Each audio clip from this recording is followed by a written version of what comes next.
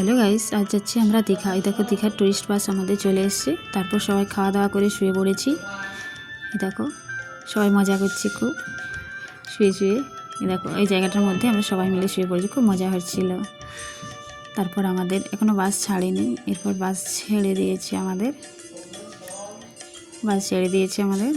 এরপর ভোর হয়ে গেছে, উঠে পড়েছি সবাই। এবার নামবো, আমরা নেমে পড়েছি দীঘাতে। এখানে নেমে পড়েছি। এবার আমরা যাব লজ যাচ্ছি এখন আমরা সবাই মিলে। ভোর 5টায় নেমেছি, তারপর লজের দিকে যাচ্ছি। আমাদের লজ বুক করা আছে।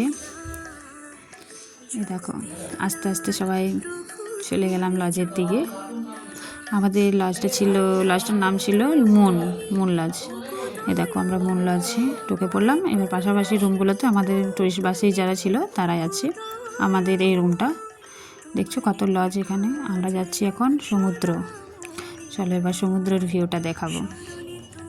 হ্যাঁ দেখো সমুদ্রের ভিউটা দেখো, ওয়াও কি দারুণ, তাই না? খুব সুন্দর লাগছিল, দারুণ।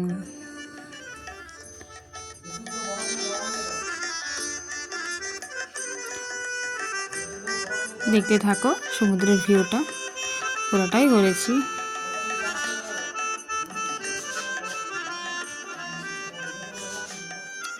এবার আমরা সমুদ্রে সবাই স্নান করব আর কি। তারপর এখানে একটা বললাম ভিডিও করে নিই। তারপর সবাই মিলে খুব আনন্দ করছিলাম এখানে।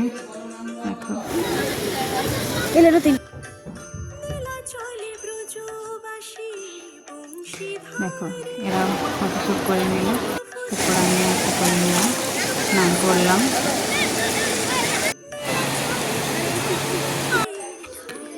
এখানে মন্দির যাওয়ার পথে যে দোকানগুলো হয় না, জিনিস বিক্রি করছিল। দেখো এখানে একটা ডাব খেয়ে নিলাম। এবার আমরা মন্দির ঢুকবো। গেটের বাইরেটা, এই দেখো গেটের বাইরেটা, এটা মন্দির ঢুকছি আমরা। দেখো মন্দিরের বাইরে থেকে যে ভিউটা দেখাচ্ছি, কি দারুণ লাগছে দেখো। এবার তোমরা মন্দিরের পুরো ভিউটা দেখতে থাকো কেমন, দেখো সব।